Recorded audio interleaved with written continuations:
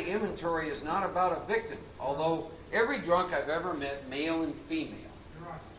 Okay, every drunk I have ever met, regardless of gender. Oh, I forgot to. I'll have you do a dual role. She was doing pretty good with this.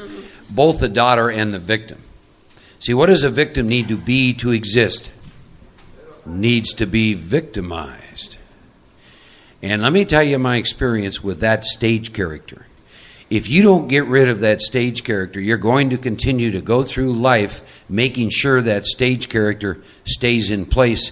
And that stage character has a huge payoff. See?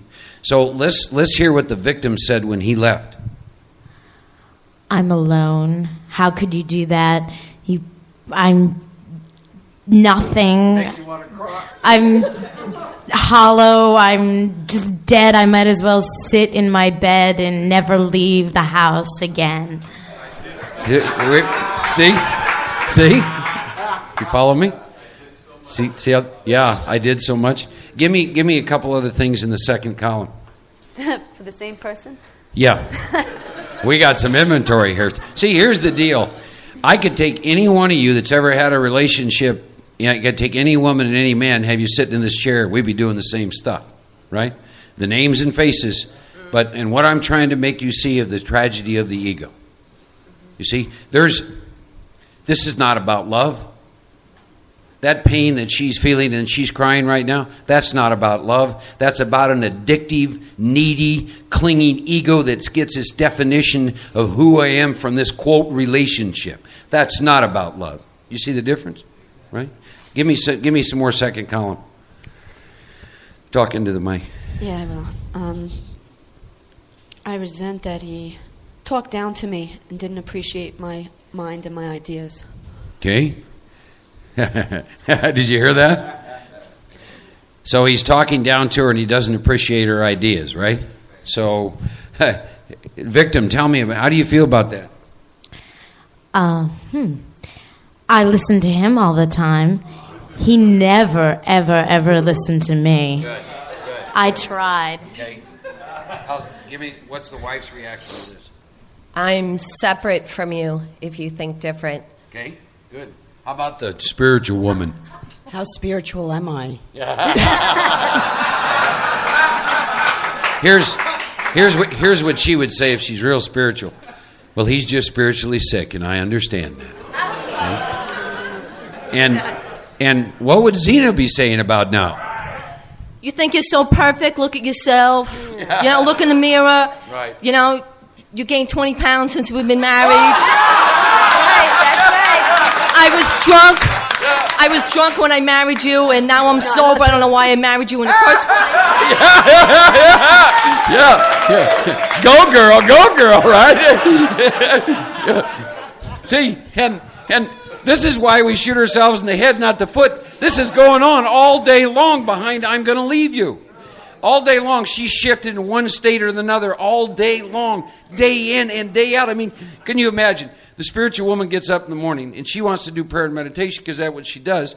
And the victim jumps in and says, no. So then she calls her mother and the daughter steps in, right? And then the wife's going to meetings and talking about he's leaving and he's doing this. And then every now and then Zena rears up and said, he's going to regret that. I mean, somewhere, and Zena says things like, he's tasted the waters of the Nile. Nothing else will ever quench that SOB's thirst, You see? And then pretty soon the businesswoman is saying, this is great. That guy was a horrible money manager anyhow. You follow? And she goes in and out of this all day long. All day long. In and out and in and out. And every single one of these will literally bring about another emotional response in her. You're up and down. I cannot control my emotional nature. Gee, I wonder why. See? And here's what's cute. Let's go back to when they got married. Can you imagine what it looked like the first night they went to bed? There were 50 different characters in that bed.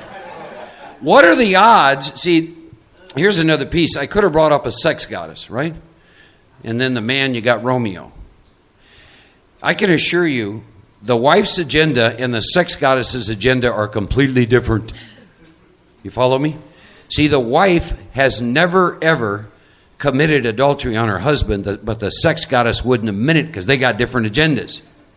You understand what I'm saying? And when this husband comes home and says, I'm leaving, he basically is saying to every one of these, you no longer exist.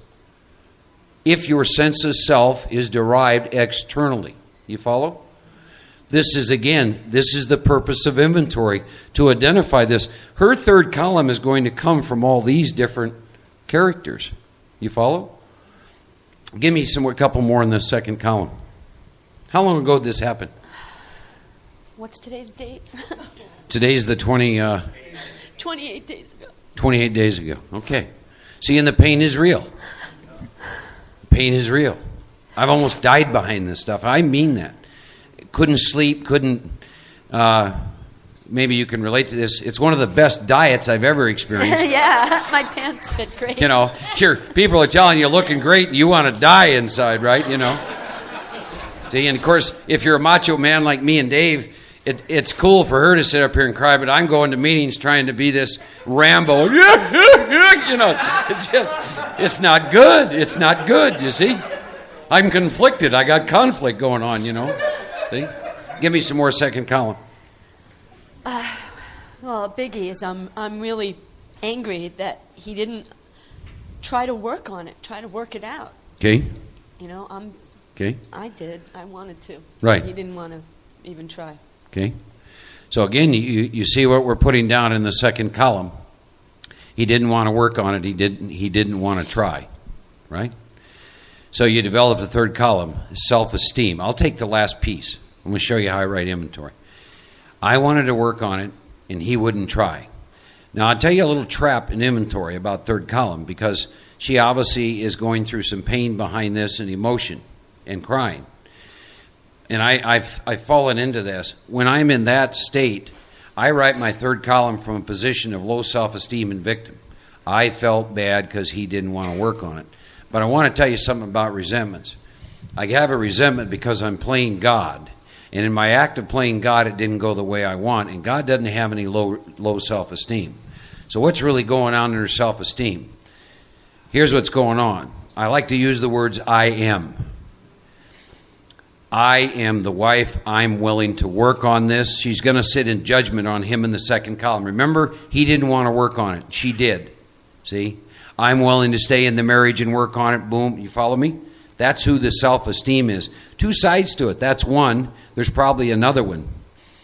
Is I've made so many mistakes that I don't deserve to be in this marriage anymore. Probably both sides. Did you have both experiences? Yeah, pretty much. Yeah. Okay. Pride. Pride is how others see me. No one should see a man leave me. I leave men. No one should see a man leave me. You follow me? Ambition. Tell me what you want. And I want you to touch it. I want you to touch all of it. I mean, tell us what you want. I mean, in one word, what I want is joy. Okay? How I get it, that's another story. What do you want from him? From him, unconditional love. Okay? Unconditional love. Did you hear that? She wants unconditional love. Ambition. What do I want? I want unconditional love. Security. What do you need to be okay?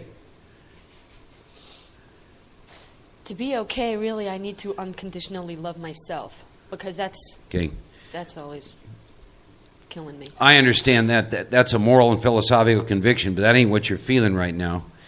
I want you to touch why you're sitting here crying in so much pain. What has your mind been telling you need to be okay? You need him.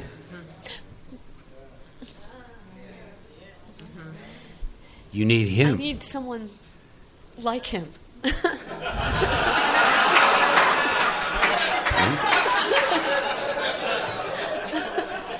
I'm going to carry it a step further.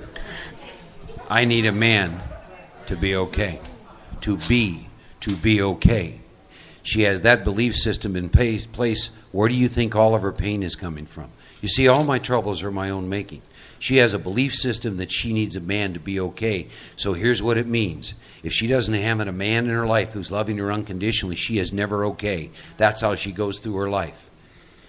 purpose of inventory is look at these insane belief systems that you are up against. Security. What did I need to be okay? I needed a man to be okay. You understand? See how that lays out? You see what she's up against? You see why we drink over this?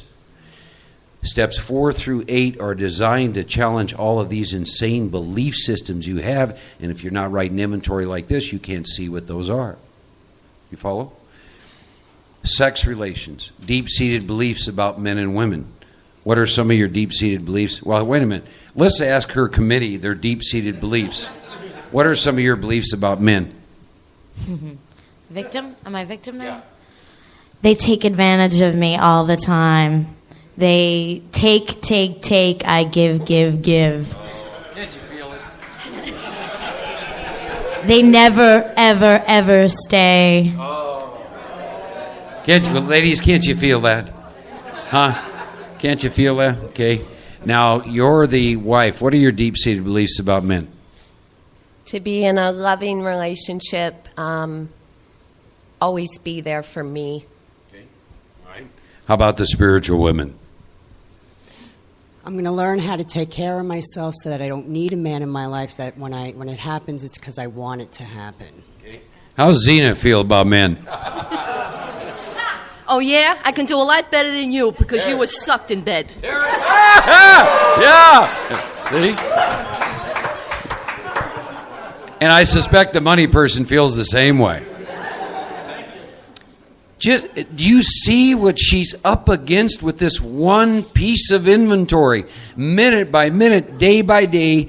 Let me tell you something. She shifts in and out of these stage characters. They don't know each other exists.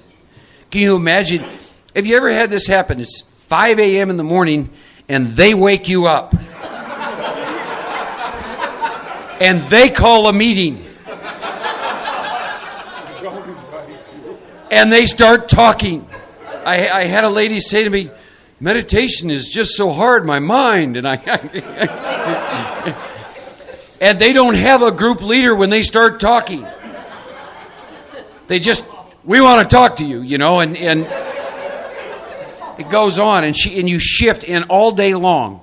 See, all day long, she gets up in the morning, she shifts in and out of these different characters and states of being all day long, and she has different 1 minute she wants to kill him, get an Uzi, blow him away. The next minute, the spiritual woman says, God bless you, go in peace. The next, the victim. I mean, it's just endless, right? Zena's in the middle of it all saying, oh, screw it, there's 2 billion men out there, who cares about him, And she wonders why she's going crazy and feeling all this pain and feeling all this confusion, feeling restless, irritable, discontent. Having trouble in personal relationships. See? You see why in AA they say in your first year to stay out of relationships? Look what you're bringing in. Now couple this with a lot of unfinished amends. You see? And again, imagine boy meets girl in AA and just take that area of your life. See, you got, what are the odds of the sex goddess and lover boy meeting at the same time in the bedroom? Non-existent. Non-existent, right? Lover boy is out, well, let's say one night, let's say Miss AA, she's out working with another woman, doing spiritual work for God. See? And let's say that her husband's at home, and the lover boy is anxious. See? So she walks in the door, and she's just this little ray of light. And he's a ray of sexual energy. We're going to have a problem. You follow me? We're going to have a problem. What is the purpose of inventory? To be entirely rid of self, all these false states of being. To go through life, taking your being into your doing, but you're not your doing. You're not attached to this. You understand? I'm in the world to play the role that God has assigned, but I am not the role. You see the difference? You move, you flow. See? Anybody have any questions on this? You get a chance. You see what you're up against off one little piece of inventory here. See? This is very, very real. Now, here's how I write inventory that makes it easy. The first thing I like to do when I get to my third column is I like to ask myself this question. What stage characters are fighting for their life in this resentment? Well, the little wifey poo. The sex goddess. Probably income. The daughter, because mom ain't going to be happy with this news, right? Or after all, what's a daughter need to be? I have to please my mother. I have to be the perfect daughter, marry for, however it lays out. And then I begin to write my third column. My third column is where I'm playing God. See? You understand? You see how this lays out? You see what this poor girl has been up against? You see what this caused? You see why we drink. You see the tragedy of the ego behind this. Give him a hand. Thanks.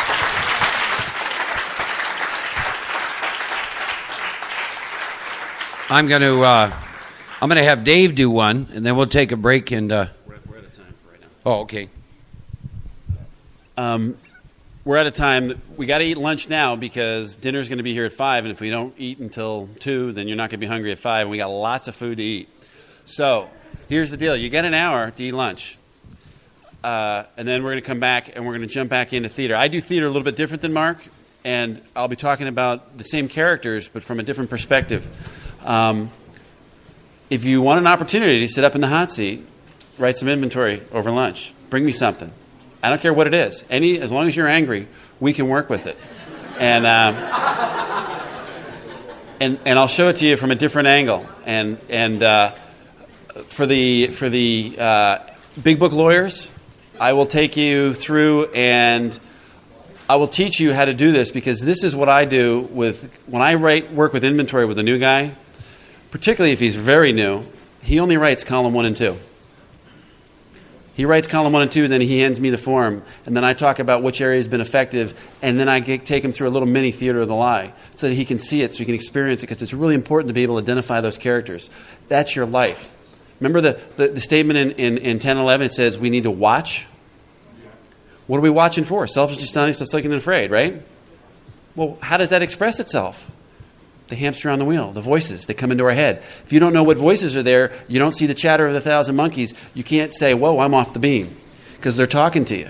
You need to be able to recognize and say, hey, wait a minute, that's Rambo. I know Rambo. If I see Rambo, and boom, now you've got an opportunity to stop. Stop the process before you create the harm and have to go make amends for it. All right? So everybody go and eat lunch and be back here 1 o'clock ready to rock.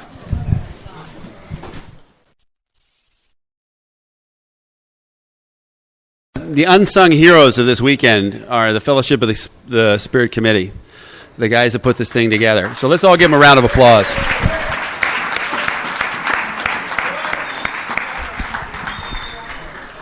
If you guys get an opportunity this weekend, somewhere along the line, the people that were sitting back at that desk over there with the ID tags and the handouts, that's primarily the Fellowship of the Spirit Committee. The people like Glenn and the vendors that sell stuff, they're busy while we're doing this weekend. So we're in here having this spiritual experience, and oftentimes they're getting our lunch set up, they're walking in and out, so they don't get to hear the whole message. They're probably going to get the experience when they go back and listen to the tapes. That's selfless service. They're doing a deal for us. And so one of the things I try to do is I always try to go up and thank people when they're doing that. My sponsor raised me that way, if you will, that whether it was a good message from the podium or a bad message from the podium, they gave me a gift. They came to give something to me. So I go up and I thank them for being there. So if you get an opportunity this weekend, I would highly suggest it. When you do it, look them in the eye. Look and see if you can see the spark. Look to see if you can see the mirror and see if you can see the window into their soul. And they'll feel the presence. It doesn't matter what you say to them. They'll get the message that what they're doing meant something to you because you're getting something. It's a wonderful deal. Anyway, let's see if I can find some humor here.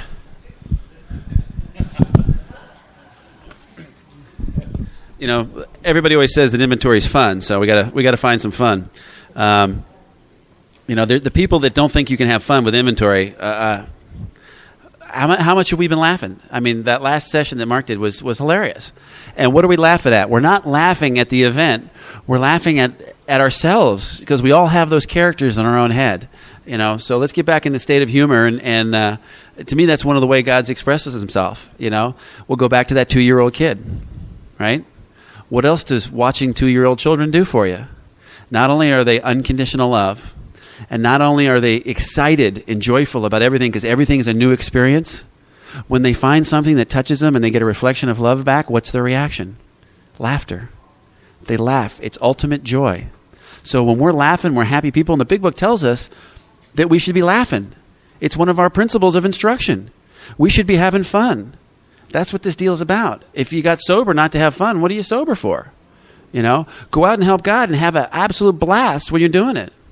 If I was up here being miserable, I'd be doing the wrong damn thing. I should be doing something else. But when I'm up here having fun, even when we're dealing with painful subjects that hurt at the core, it's still fun because I'm facing and getting rid of that. That's what the 4 steps all about. So let's see. Number 21. You wake up in the bedroom and your underwear is in the bathroom and you fell asleep clothed. 22. The whole bar says hi when you come in.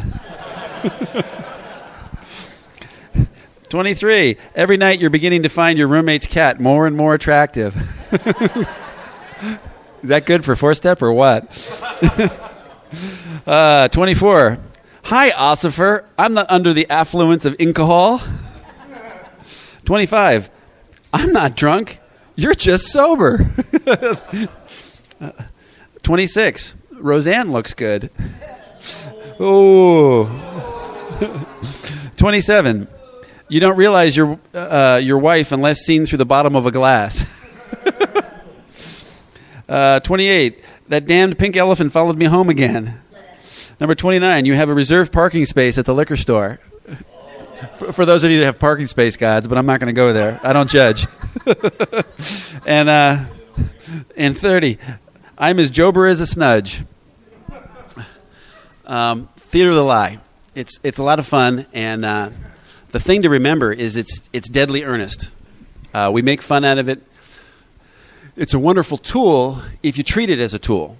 One of the warnings that I had meant to give to you, and I'm sorry it's too late now, I can't take the bullet out of the barrel.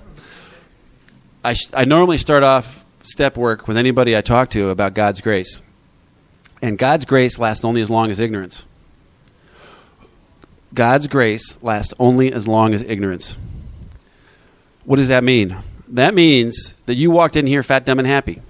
You weren't thinking of what we were going to do to you, and we've reached in there and we've touched something. And once we touch that, the bullet's out of the barrel. You can't get it back. You can't go back to the ignorance. Why does AA ruin your drinking? Whether you knew you were alcoholic or not, and you stumble into an AA meeting and they say, hey, by the way, you're one of us, and you kind of go, oh, wow. You can't go back into the bar because we've destroyed your delusion. Now, you can go back in the bar, but you're not going to go back in there happy. All right? The fun you had, at least the delusion of the fun you were having when you were drinking, it's gone forever. Same deal with this. We can show you truth up here, and you'll see your truth, you'll recognize it, you'll nod your head, and you'll say, yeah, that's me. And if you try to say, but I don't want to do that now, I don't want to do that inventory, guess what? We've stuck something inside you that's going to rot, and it's going to fester, and it's going to intensify your level of pain. So the easier, softer way in AA is the 12 steps. That is the easier, softer way. There is no easier, softer way that I know of. That's the easier, softer way. The hard way is trying to self-will and do it on your own. And everybody's experienced that themselves. It's in this room if you're alcoholic. So what's the goal here? The goal is to face and get rid of it. I like to make an analogy of inventory of a sink, a drain, right?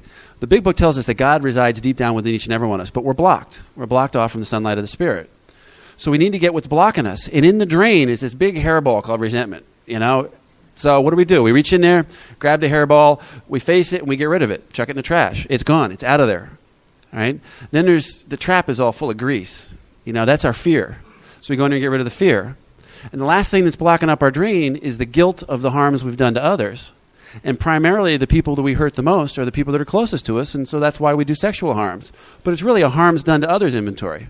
Because what if there's somebody that I'm not angry about, I'm not afraid of them, and I didn't have sex with them, but I stole $1,000 from them, right? Where do they go? Well, they're not on the 3 inventories in the big book. I guess I don't have to deal anything with that,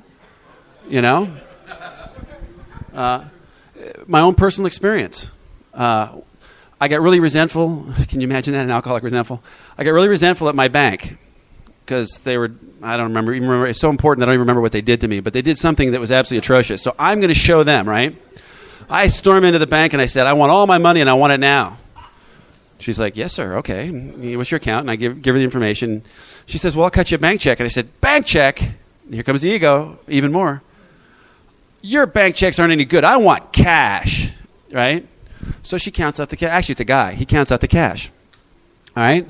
So he hands me the cash, and I storm down to the bank that's down on the corner and give him the cash and fill out the deposit slip. And the guy says, well, what do you want to do with this extra $1,000? It's not on the deposit slip. And I said, just give that to me. Boom, put it in my pocket. And I'm doing this sober, by the way. But it was in that dark period where I hadn't had my 10-year crash. All right? By the time my intuition comes to me that I've done something seriously wrong here and my life is in jeopardy because I'm thinking about drinking over this issue that I just ripped up somebody for $1,000, I go back to the bank, right? Now, would that fall under a resentment inventory? Only if I saw the anger at the bank, but if I haven't done that inventory, I wouldn't see that I stole $1,000 and that was my harm. I'm not afraid of that, of the bank, because I'm angry at the bank. I still wouldn't catch it on a fear inventory. And I didn't have sex with the guy, so it wouldn't come up on a sex inventory. What do I do with it? By the time I realize it, I go back to the bank. The guy that made the mistake and gave me the $1,000, guess what? He got terminated. Right? I panic.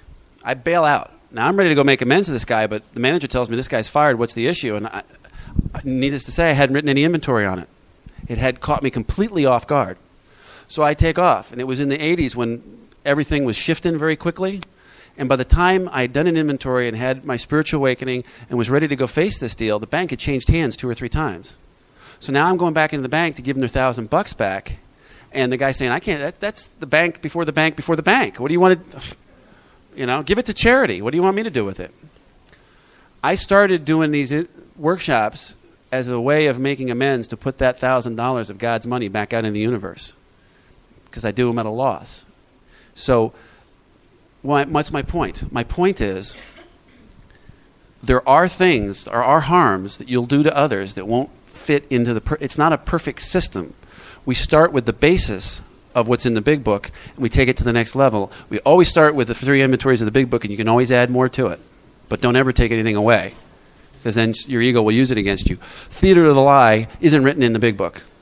But it's a wonderful adaptation to what's in the big book. It takes you to the next level. It gives you another tool to work with. So what does that tool really get for you? The whole purpose of it, remember, is to face and get rid of. It's not to face it so you can learn how to deal with it and so you can play with Xena and Rambo and deal with these characters. That'll kill you, and your ego will do that to you. My ego, that's one of the biggest things that came out of this inventory with Mark for me.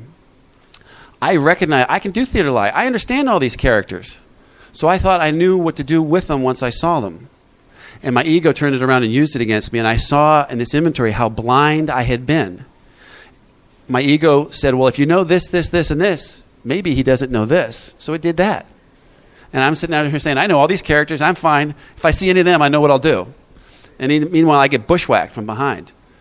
So the whole point I'm trying to make to you is theater lie is fun. Learn the characters, but don't get confident in the fact that this is going to protect you for everything, because it's not. All right? We're using this as a tool. It's just another tool that's in our toolbox, our spiritual toolbox. We're going to learn how to face and be rid of. All right? One of the things I like to do with theater is to describe the characters, because the important thing is to recognize the characters. And each person has different characters. Name your characters. Understand your characters, because that's going to be the first. Remember the word watch? Right? We're supposed to be watching in step 10 for selfishness, dishonesty, self-seeking, and fear. How does that come out?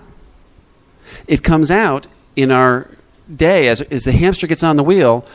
We recognize all of a sudden we're restless and irritable, but we can't quite put our finger on it. If we can all of a sudden zero in on a character and say, who's been talking to me for the last 10 seconds?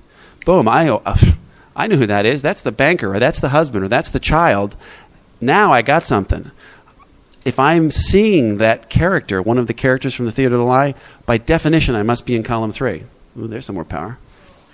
All right, if I'm in column 3, that must mean that there's column 4 coming, and column 4 question 4 is I must be afraid. So I don't have to go through the entire inventory process right there on the spot. If I'm current with my current characters that tend to affect me, I can, as soon as I recognize, I can stop, slam on the brakes, pause. That's what the big book says, right? Pause and say, okay, just by definition that I'm seeing one of my characters, I must be afraid.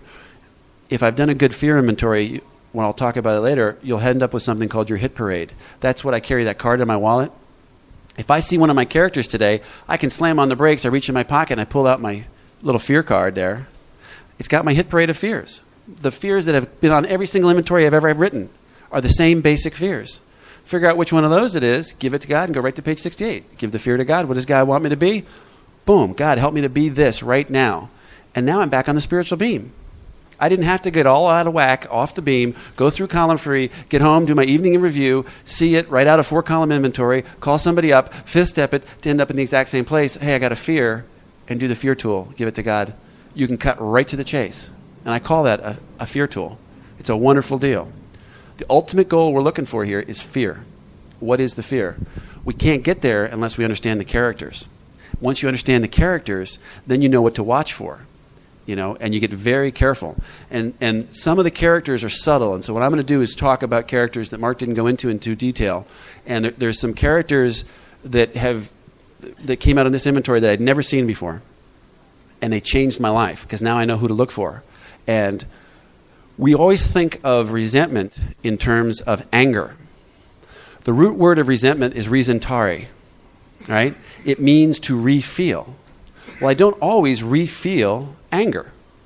I can re-feel pleasure. The first time you ever took a drink or the first time you ever hit on a pipe and you got that high, what were we doing? We were chasing that exact same experience for the rest of our drinking career. We were trying to have that resentment, that resentare, but it wasn't out of anger. We were looking for that high that we never got back to. Right? Same thing can happen in sobriety. I can go through and say, I'm not resentful, yet I keep experiencing an event that happened 5 years ago or 10 years ago or 15 years ago. Oftentimes you see this with grief. Somebody will have a very close loved one that died, and they'll go through the grieving period, and they'll think, I'm through that. And then 3 years later, all of a sudden, the memory of their dead father or something will come to them, and they go right back into that grief that they thought they had worked their way through. And you look at them and you say, you're resentful. And they'll go, I'm not resentful. Now they are, because now you said something to them. Now they're resentful at you for saying it to them. They don't realize the fact that they were re-feeling the grief from 3 years ago. And look what their ego has done for them. Their ego has pulled them out of this moment.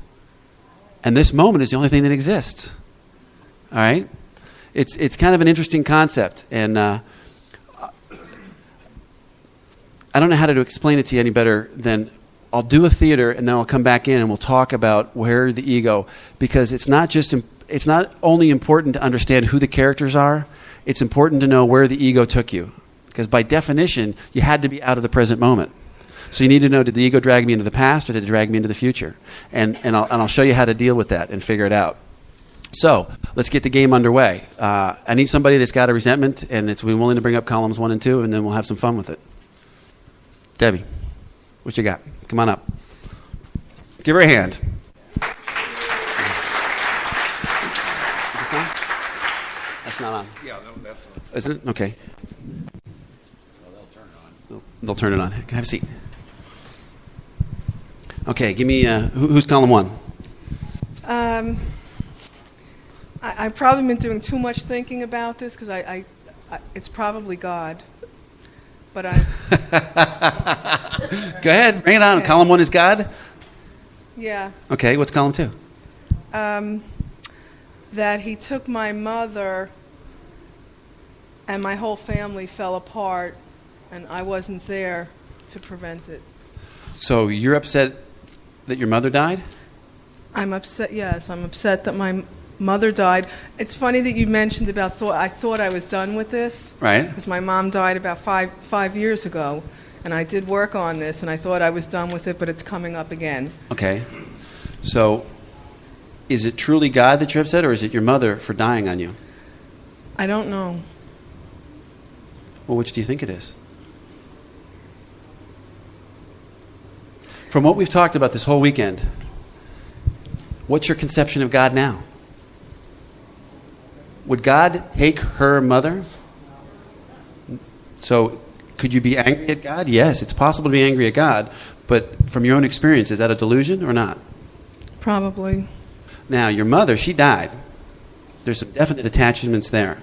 And I'm going to start with your mother, and if you don't get the answers you're looking for, we can go back to God, and we'll put God in column 1. But let's start with your mother as column 1, and column 2, she died. So, mom dies. What's the first character that shows up in your head? right, from Mark. If Mark was going to pull somebody out of the crowd, who would he have pulled up first? We got to have a daughter, all right? Why don't you be the daughter? Just stand up. We don't have to move any place. So we got a daughter, all right? No, she's not at Xena anymore. She's a daughter, okay? I'll teach you to sit in the front. we have this daughter, all right? At first, the daughter is grief-stricken, right? She says, oh, my God, Mom's gone forever, right?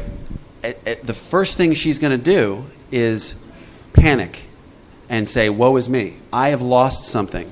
So it's just about as quick as the daughter shows up, you end up with a victim. Because now her mother died on her, right? So we need a victim. Why don't you be the victim? Okay? So you got the mother and you got the daughter, all right? Now, the whole concept is that she died on me. So in order for her to say that, she had to have a judgment, right? So we need to have a judge. Michael, why don't you be the judge? All right? So the judge is judging the situation. Now all of a sudden you're the center of the universe and your mother has just died on you, daughter. The victim says, yeah, she died on me. So let's take it to the judge to confirm this. Now your ego is trying to build a delusion that this is okay to justify the feelings that you're feeling so that your behavior is okay for you to act out the way your ego wants you to act out. All right? Does that make sense?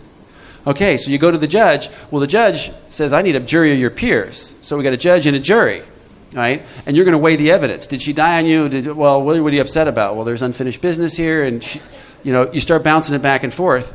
Does that make sense? That they're going to... It's not just... You don't just say, okay, I'm judging my mother. You're not conscious of the judgment. But a verdict has to come in. Whether it's the judge or the jury, you get a verdict that comes in and she's guilty. Mom is guilty of harming me. And the victim says, oh, yeah, absolutely. No question. All right? So now the victim is there. So what do? They sign an executioner. All right? You're going to try to get even at your mother. There's this anger in there, and you want to strike out with all your being because you're in this such emotional pain. All right? So you have an executioner. If the mother was still alive, let's say there's a different resentment, and the mother had done something to her, that you ended up with a daughter and a victim and a judge, and she judges the situation, then the executioner is going to start figuring out a penalty. All right? He's going to weigh a penalty and say, this is the proper penalty to get even with Mom for doing what she did. All right? So the executioner will try to do that. If it's too stiff a penalty and you're going to get caught in this deal, let's say you say, well, the penalty's death. You want to kill your mom. You can't kill your mom because you're going to go to jail. So then you hire a hitman. And you're going to make her die a living death, and you're going to take that and drag it out over a long period of time. You're going to lie in wait. The hitman will lie in wait and figure out a way to make her suffer. All right? But there's a problem here. There's a disconnect. Mom is dead. How am I going to make her suffer? Well, I'm going to make her memory suffer. My good thoughts of her, they're gone. And I'm just going to focus on every bad thing she's ever done to me with the hope that it's going to get to her on the other side of the spirit world. Does that make sense? All right? So we got a judge, we got a jury, we got an executioner, we got the victim, we got the hitman. All right? There's another character, and this is the character that came to me full force. It changed my life. You guys can go ahead and sit down because this is a really important thing for me. There's a banker. There's two kinds of bankers. I always knew there was a banker. If there's a financial thing, there's a guy with a little green brim on his hat, in my mind. He shows up, and he's the guy, and he says, wait a minute, what's in the bank account? And he gets together with the accountant, they do a quick tally and say, you don't have money for this.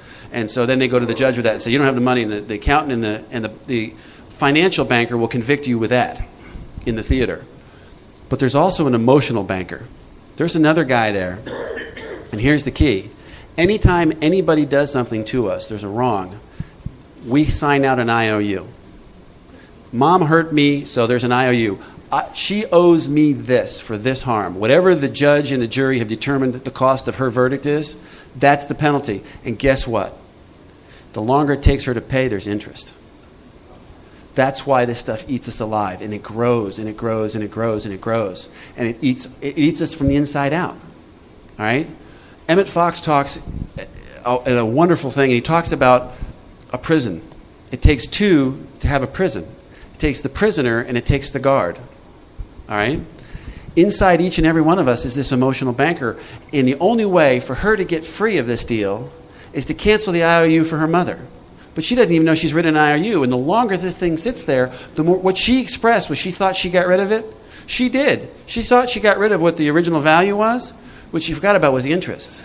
what's come back up is this emotional interest that she hasn't been accumulating over time because she really didn't forgive. She thought she forgave. All right?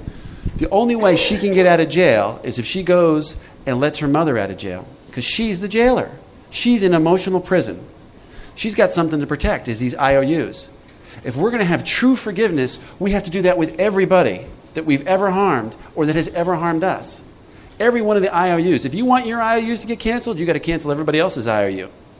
If you don't understand the second step proposition, you're absolutely paralyzed from being able to do that.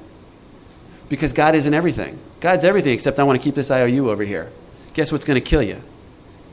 What we haven't talked about is all of this stuff goes right back to drinking. Does this have something to do with whether you're going to drink again? Absolutely. There's no question. It has something to do whether you're going to drink again. All right? So the point is for her is what is she afraid of? The emotional banker is afraid to let mom's IOU go because then she has to forgive the fact that mom died.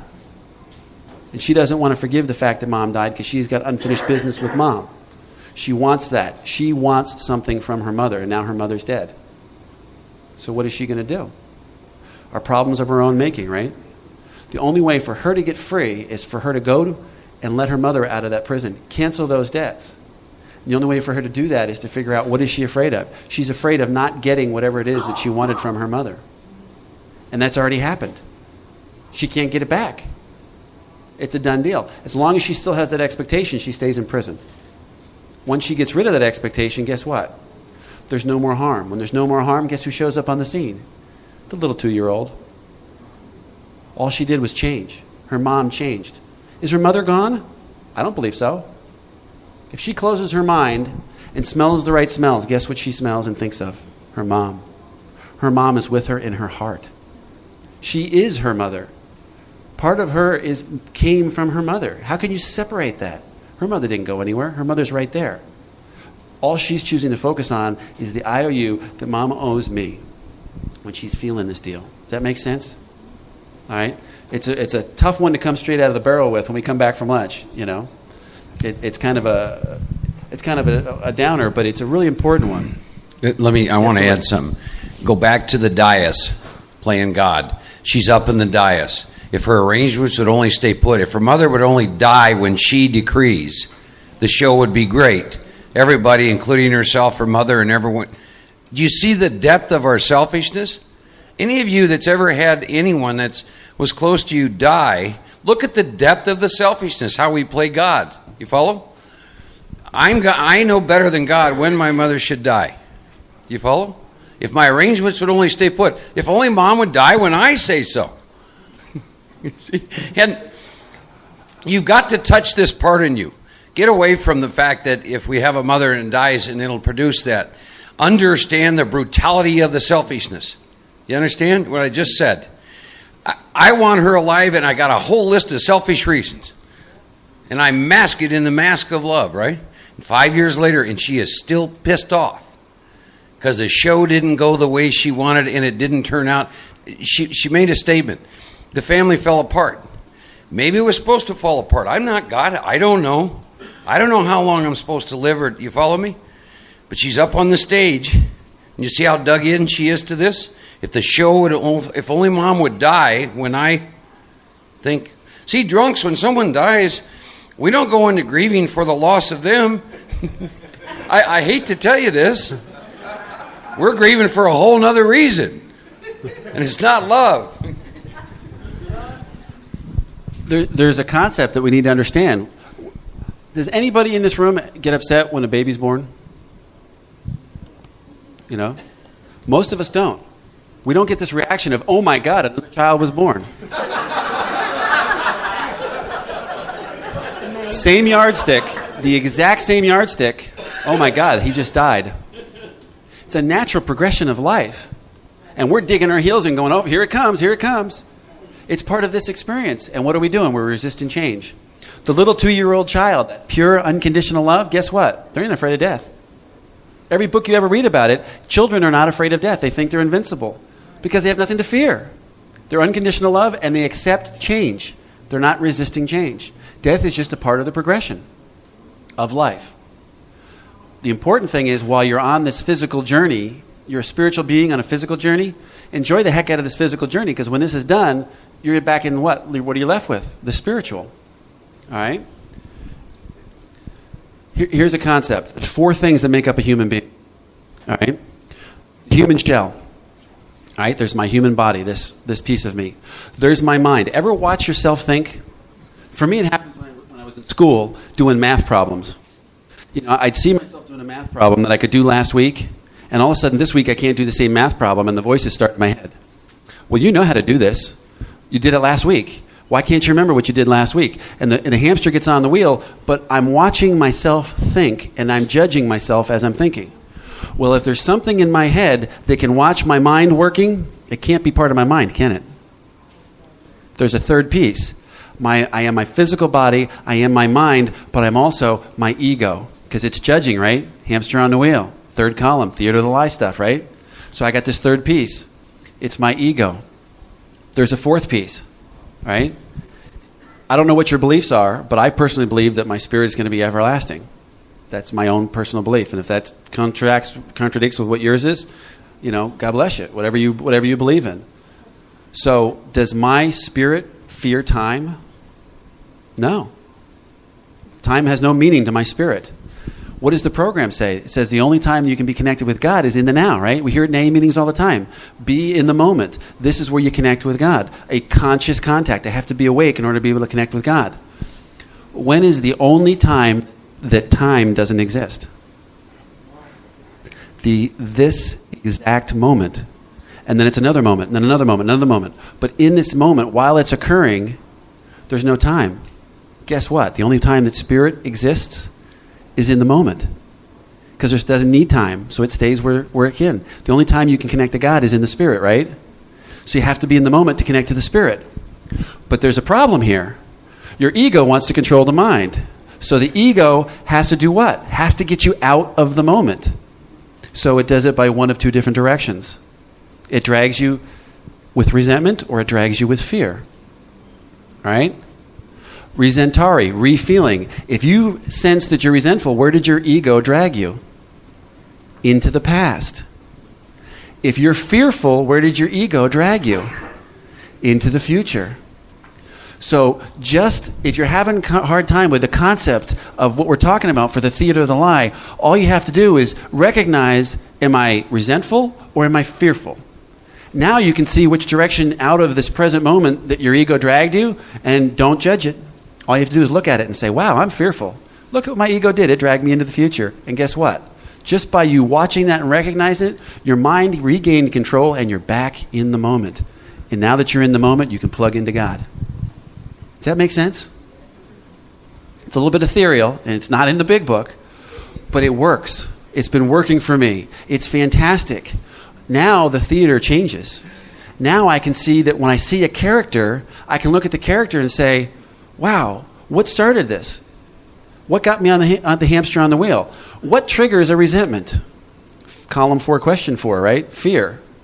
The ego has one tool. It has fear to work with. If it can trigger an emotion of anger, it can take you into the past. And if it can't do that, where does it drag you? It just creates another fear and drags you into the future. All right? So if I'm resentful, it's something that's already occurred to me. I've had experience with it. If it's something that hasn't occurred yet and I have no experience with it, it'll drag me with just plain old fear, drag me fear of the unknown, take me into the future.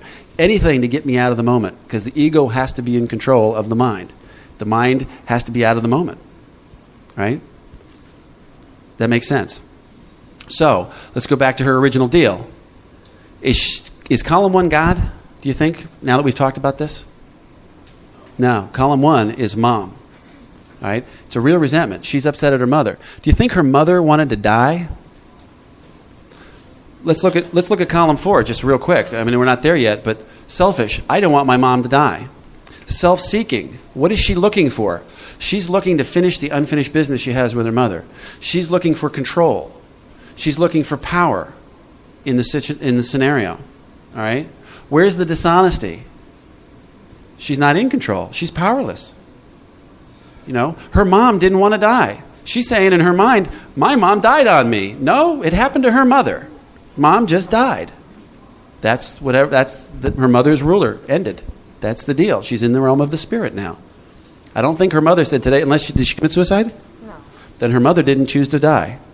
It happened. It was a deal. It's just part of the deal. God brought her home. All right? So there's a dishonesty.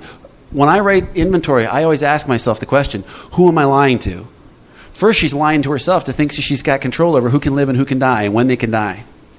She's lying to herself to think that she's got power over her mother. She's lying to herself to think that she can make her mother do anything, that she can make her mother come back and make amends to her for dying on her, that it happened to her. And she's lying to God because she took a third step, and God is now the director, right? We're out there doing what he wants. That's a dishonesty. And what is she afraid of? She's afraid of not getting what she wants. She's afraid of being unloved because there's probably some love issues there that she never got with her mother, that she's feeling this emptiness and this empty hole. But what's the inside of our golf ball? Love. What she's looking for is inside of herself. She's looking for her mother's mirror to reflect her own love back at her, right? The mother's mirror is still there. It's just not in a physical shell anymore. It's in her memories. It's in her smell. It's in the good thoughts that the emotional banker has crushed.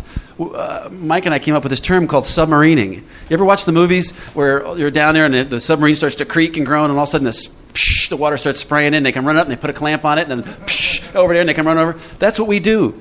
Something starts to boil up in us, and what do? We grab a hold of it, we try to hold down on it and clamp down on it. Well, you know what? We don't have that kind of power anymore once we see what's going on. All right? Make sense? Okay, let's do another one. Let's give her a hand.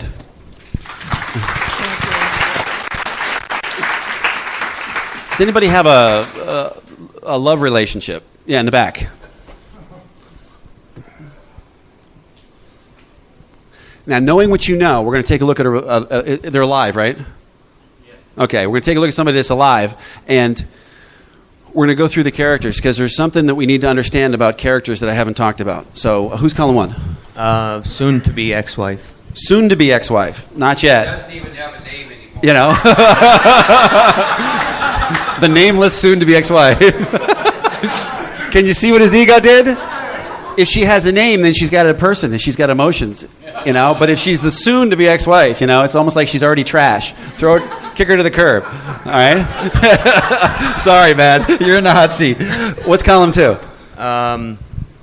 Calling the police on me, not letting me be myself. Oh, you gave her a lot of power, huh? One of the things that I do when I get to column 2, alcoholics love to hide dishonesty under a little teeny kernel of truth. All right? So, classic thing you'll see in column 2 has to be the truth. And why does it have to be the truth? Because all of column 3 comes from column 2. And all of column 4 comes from column 3.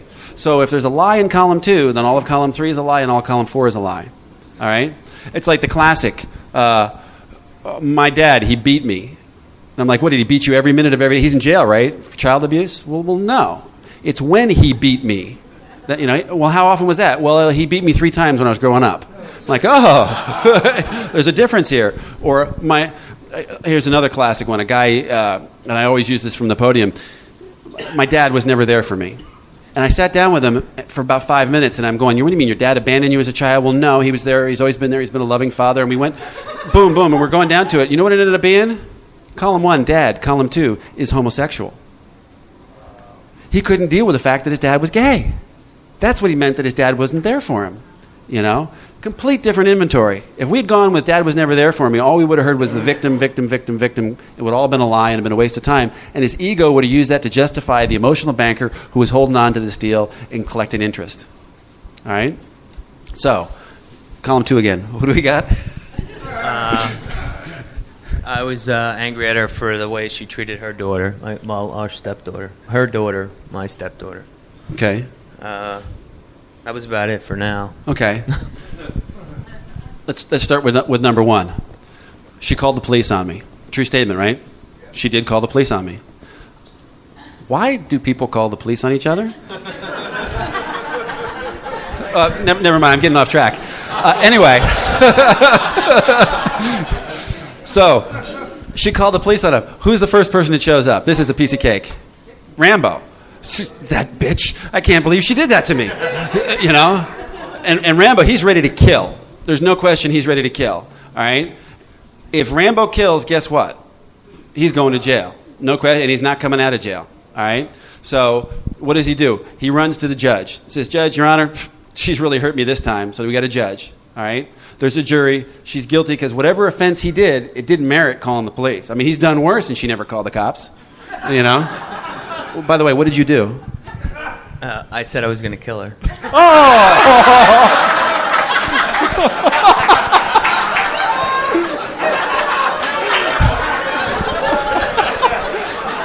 Stop laughing. Inventory's not fun.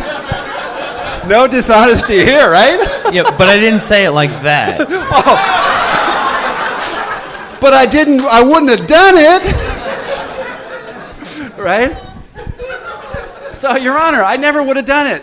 So the jury convicts her. He finds something, and he builds the delusion. The ego builds the delusion that she's guilty. So he goes to the executioner, and the executioner says, kill her. You said you're going to do it. Right? Rambo's saying over there going, yeah, let me. You know? Can't do that, right? We're going to jail. So in his mind, what are we going to get? We're going to get a hitman. It's going to take his time. It may take years. We'll start out by, that's it. That's the last straw. Kick her to the curb. She's out. We're going to make her suffer. Instead of giving her, what's the spiritual man, the A man? What's he supposed to be saying? Go with God. I love you. Have a nice day. Little conflict, right? Instead, he's going to make her suffer. The hitman is going to drag it out, and if it drags it out, she's going to pay physically, mentally, emotionally, financially, any way to reclaim the debt and the interest that the emotional banker's got a hold of. All right? If you go to jail, what happens? You got a job? Yeah. That kind of has a bearing on your job, doesn't it? Yeah. So kind of hard to make a living from jail. All right? Somewhere in the background, there's an employee that shows up there. All right? There's also the husband, you know. Here's an important concept. As alcoholics, when we're in a close personal relationship, and by the way, let me start out by saying, if you come to AA, Alcoholics Anonymous, to learn how to have a relationship in the rooms of AA, you came to the wrong place. It's my own experience. You can hear about how not to have a relationship, but it's very rare that somebody will be honest with you and tell you how to have a positive, healthy relationship in AA. All we hear is problem, and everybody else co-signs it because the theater's alive with everybody, you know, and their characters are jumping up and going down. Yeah, my bitch did that to me too. You know, you're right. You know, that's what goes on. I mean, that's really, and then we start gossiping, backstabbing, and scumbagging. That's what goes on. All right, so.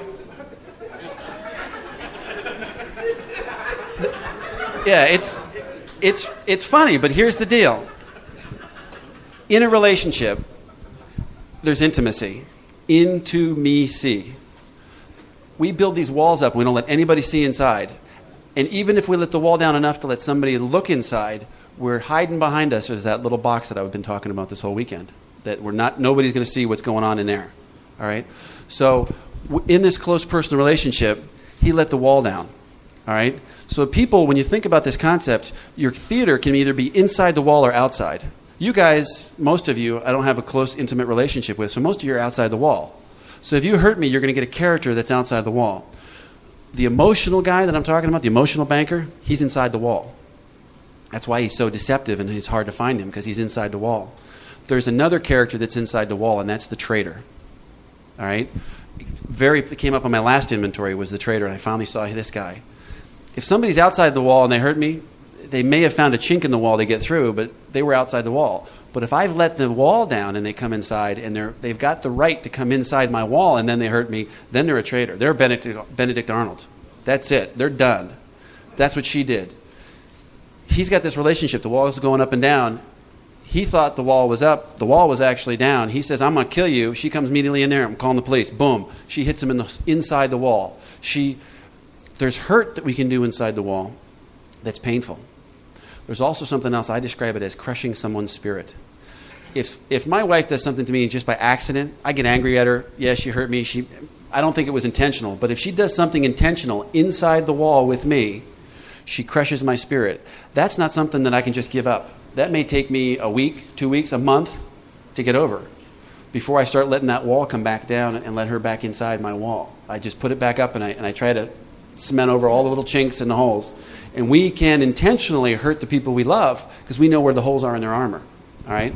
When the traitor's alive, you better figure out that the traitor's alive. This doesn't just happen in close personal relationships. It also happens in business world. Let's say you got somebody that's on your team. You're at equal level within the business world, and they turn around and they backstab you, all right? Guess who shows up? The traitor. It's even worse if it's this way. If they're a boss and you're their underling and they're kind of coaching you along and they're your mentor, then you find out they backstabbed you, here comes the traitor full force. The traitor has the power to kill you very quickly because out comes all the stuff that's in the box. All that harm that you've been holding on to, that you've been submarining, it starts sprouting leaks, and if you can't get your hands on the leaks quick enough to hold it down, guess what? You're in deep, deep trouble. You're chewing on the barrel of a gun, you're drinking yourself. I'll show them, because there's one character we didn't talk about, King Alcohol. Anytime you're talking about theater, King Alcohol is always in the background going, fuck it, let's go drink. Always worked in the past. Make everybody go away. All the whole characters. Let's go. All right? For most of you that are long-term sober, there's one character that's keeping that from happening. When I was 10 years sober, I owe my life to one of my characters, Hollywood. Hollywood has to look good. I am not about to go out and drink, because what's that going to make me look like? I would never be able to show my face in AA again. It's easier to kill myself. Just off yourself. Get it done with. Same result. That's Hollywood. All right? There's also the Macho Man, who you can see. He's the guy that doesn't want... The Macho Man came screaming out, 5 minutes into the workshop, and I'm bawling like a baby up here. Trust me, the Macho Man and Hollywood got together for about that fast. And I had to immediately go and give the prayer to God. What does God want me to be? He wants me to be here. He wants me to be a messenger. All right? Thought you got off light, huh? I forgot about you? All right? So we've got these characters inside the wall. What he doesn't see is one of the huge characters that's driving him right now, what's forcing him to say, my soon-to-be ex-wife. Who's saying that? It's not the Macho Man. It's the traitor. It's the traitor. He's been hurt. His spirit has been crushed. All right? And it's not... If she came to him and said, honey, geez, I'm really sorry I called the police on you. I really lost my mind. The traitor said, that's it. She's done. She's out of here. There is no forgiveness. Even if she comes and bows before the altar and swears she'll do whatever I want for the rest of her life, she's out. That's the traitor talking. Now, their relationship, and I'm not going to judge the relationship, it may be where they're two incompatible people and they need to break up. I have no idea. I would need to hear a lot of fifth step, and we'd have to be talking about what God's will is and looking at sex ideals and relationship ideals and that kind of deal. But right now, this guy is being driven. He's being driven, and he has to put her in a little box and push her out and not even look at her because there's so much pain. Because every time he even looks at it, it's an immediate line inside his wall, and he's out of control because the traitor's doing the talking. Can you see how powerful this one is for him? The same hurt that he's got when he goes into another relationship. Let's say they get divorced 5 years from now, and he falls in love with you, who your husband just left you. All right? And they go through this deal. All right? And they hook up. A boy meets a girl on an AA campus, right? Mad, passionate love. They go through this whole deal. One day he starts to lose his cool, doesn't catch the characters, doesn't do the tools. She calls the police on him, or she even threatens to do anything like that. Guess who comes awake? The traitor, right? You might as well just take her head off and put the ex-wife's head right on her body. Boom. All right? The reality of it is, my experience with doing inventory, you can have 300 resentments, and you know what? The average alcoholic has something between maybe 10 and 15 real resentments. If that guy does the same thing to me that guy did and that guy did, I'm going to write it down as 3 separate resentments because it's 3 separate people, but it's the exact same resentment. And when we start looking at the forms, you'll see that I do inventory differently. I use the big book. We do column 1, column 2, and then the guy gives me the form. And I use, for a guy that's got a lot of resentments, he's new, I got to get him some relief. He's in tremendous pain. I got to get him some relief from that pain, and I'll get him through the steps, make some amends, and then I'm going to pump him right back in inventory, and then we can take our time and look at this slowly when his hair's not on fire, I got to get the flames out. So I take this guy, he writes column 1, column 2, and then I basically do a little mini theater of the lie for column 3. And I check off, while I'm talking to him, I'm saying, does this affect your self-esteem, your pocketbook, your ambition? And I lay the resentments along in columns, and then I turn the paper around, I show it to him, and he can see that the exact same boxes are checked for all these different people. And all of a sudden he goes, that's the same resentment, just with different people. And then he's got it. And then we go in and we start talking about column 4, and I write out column 4. I ask him, where's your selfishness? And we talk about it, and I write it for him. Because a lot of times, you'll be 12-stepping people, and they won't tell you that they can't read and write. And you can't figure out why they're afraid to do their inventory, you know. So it's just a little bit of a different angle, and I don't know how I got off on that tangent, but we'll be talking about that in a little bit. You guys understand theater.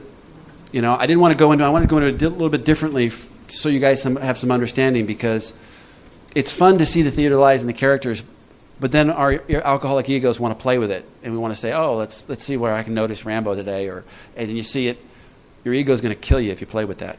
We are to face and get rid of this stuff. I'm trying to give you some understanding of how you can be hurt and what levels you can be hurt, whether they're inside the wall, whether they're outside the wall, business people versus people that you're not really that close to. If you have that kind of understanding, the whole goal of this whole deal is watching. If you can see the traitor, man, what are you afraid of? You're afraid that your feelings were hurt at that level. You're afraid you're going to lose intimacy. You're afraid that you're unloved. Whatever the fear is, go right to the fear and get rid of it. The whole goal for this deal is to get to the fear tool. Anytime you're dealing with any kind of resentment, we have one goal in mind. Get to the fear. Column 4, question 4. All right? Thank you very much. I'm going to turn it back over. Let's take a 15-minute break. For me, doing one of these deals is to watch what happens after you guys turn into a spiritual body. The first day or so, you start hearing people talking, and they're talking about themselves and their jobs, and oh, I haven't seen you in so long. And then slowly but surely you start hearing, that was kind of an interesting concept, you know, and you hear some things bounce back and forth, or, yeah, I need to rewrite inventory. Oh, they really touched me. I need to do this. I need to do that. And it's always in the future. I'm going to be doing this sometime down the road. Then you do theater of the lie. And I wish you guys had a camera up here and you could see a picture of what I see when I'm standing up here doing it, because it's an entire room full of people going, you know. The mouths are open. The eyes are big. It's like deer in the headlights, you know. And as I'm going through, you know, I always talk about using the eyes. The eyes are the window of the soul. And I look for shiny eyes. And some of the people that had shiny eyes, I noticed one in particular. I'm looking at her, and she had the deer in the headlights look, and then all of a sudden the face dropped, and the whole body language changed. And as I'm going deeper and deeper into the theater, the shoulders rounded forward, she crossed her legs, folded her arms, and by the time she left, when we went to take on the break, she headed through the room, and boom, she's heading for the door.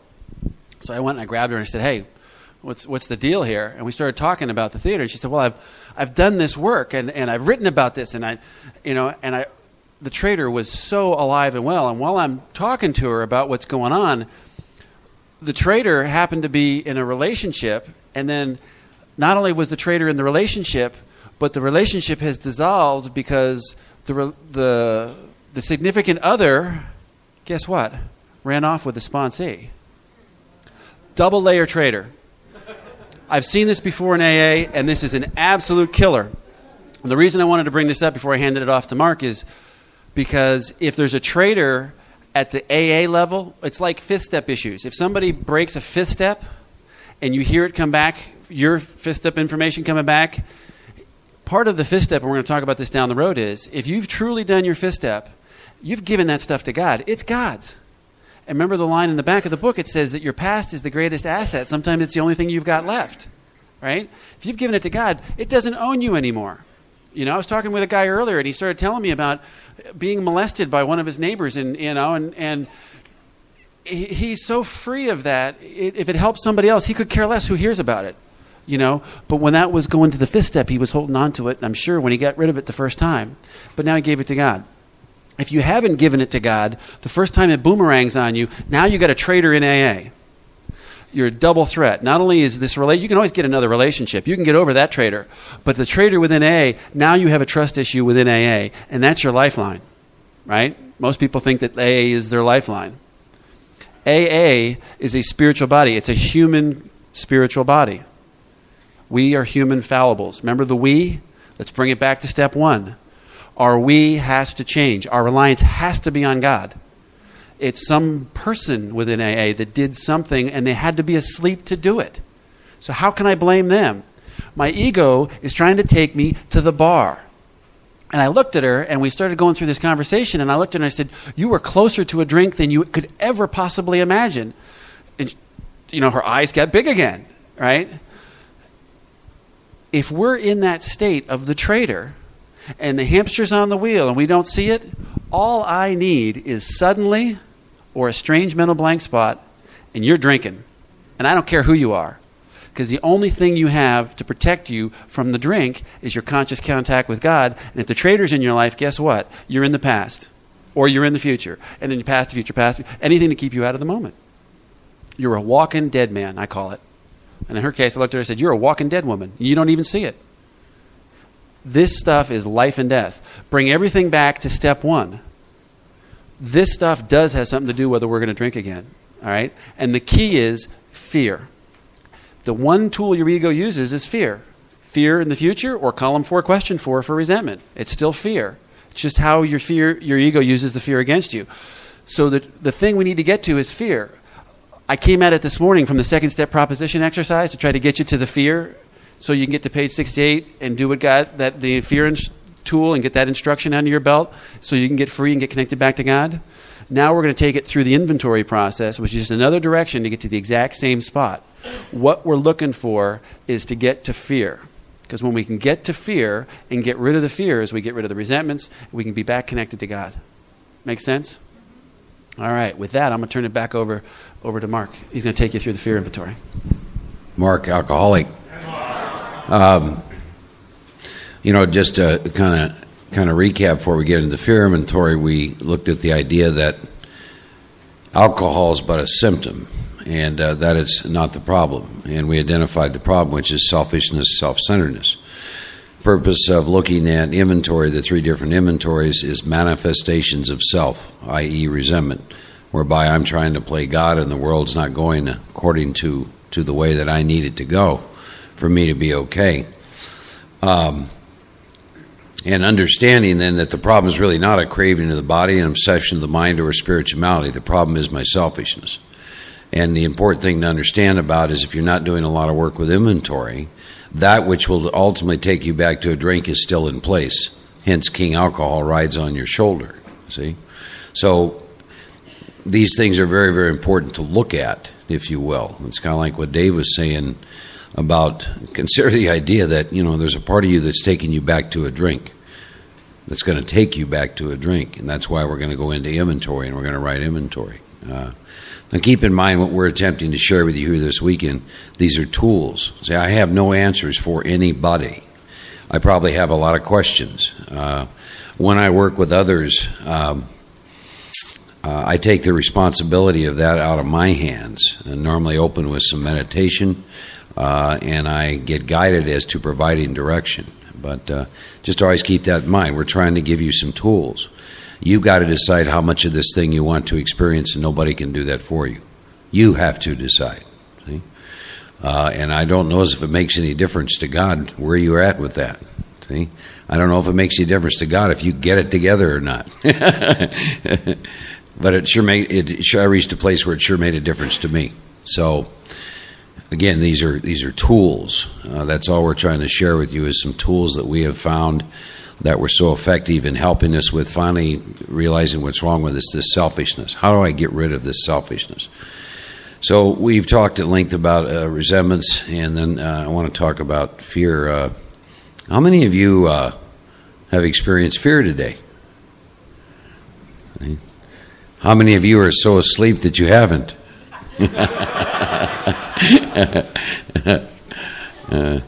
I actually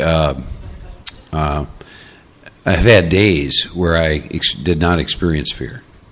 The book says that you and I will outgrow it, and that has been my experience. I have moments of time in which there's just peace with no fear. And for a guy whose the very fabric of his being was interwoven with fear, that is a peace that is something that I sought most of my life. So I want to talk a little bit about fear inventory, some of the different ways that I have come at the fear inventory. But in the big book, it's on page 67. About 5 lines up from the bottom, it says, this short word fear somehow touches every aspect of my life. It's great to take questions or statements like this and really ask yourself, if you want to get current again with your life, where am I at? You look at the things that, quote, comprise your life, and maybe start asking yourself this, okay, am I today, for example, do I have ongoing financial fears? Do I have fears about my physical health? Do I have fears around relationships? Do I have fears around maybe my career? Do I have fears around someone I care about who's maybe ill? And take the areas of your life and ask yourself this question, do I have fear going on in some areas of my life? Is fear touching every area of my life? And again, it's important to see that because fear is a manifestation of selfishness, see? If I'm in Dallas and want to get to New York, if I think I'm in Austin, I'll never get to New York. Meaning, you have got to know what the problem is before you can come up with a solution, before God can remove it. So that's the purpose of trying to identify is, regardless of how long you're sober, whether you're new or 25 years, are there some areas of your life that fear is starting to touch? And if there are, it is in those areas in which you still have selfishness in place. See? And it goes on to talk about fear as an evil and corroding thread. Those are pretty powerful words, right? The very fabric of our existence is shot through with fear. Here's the problem if you're sitting here with a lot of fear going on in your life, because fear will set in motion trains of circumstance. Remember the limo? Right? Pulling up in front of your house? Hi, my name's Fear, and at the workplace I'm going to drive your ass today. And what that will do, it will set in motion trains of circumstance, which is going to bring you misfortune. You're going to feel like you did not deserve the victim. See? But it says, but did not we ourselves set the ball rolling? Once again, this book is going to shine the light on me and say, Mark, you're responsible for your life. You're responsible for setting this ball rolling, this chains of circumstances. Talks about sometimes we think fear ought to be classed with stealing. Fear seems to cause more trouble. Now you're going to get some instructions. We need to review our fears thoroughly. Review them. That means write them down. Take a look at them. We did some of that last night, right? We're going to put these fears on paper even though we have no resentment in connection with those fears. Now keep in mind what fear is. It's a manifestation of self, right? And it says, why do I have these fears? And it says, isn't it because self-reliance failed me? See, if self-reliance worked, in whatever area right now you're experiencing fear in your life, if self-reliance worked, you wouldn't be experiencing the fear. You understand what I just said? So if that is the case, you are left with only one thing ultimately, which is going to have to be God-reliance. Because self-reliance isn't getting rid of it. Self-reliance is not working in whatever area you're experiencing the fear in. And it goes on to say, well, maybe there's a better way about dealing with these fears that we're talking about. Some of the ones we talked about today, for example. It says, because now we're on a different basis. See, by this point in time in the book, and in going through the steps here on page 68, you finished a resentment inventory. You are not at the same level of consciousness that you were at when you started this work. So you're on a different footing, a different basis. You're now going to go on the basis of trusting and relying upon God, not trusting and relying upon self.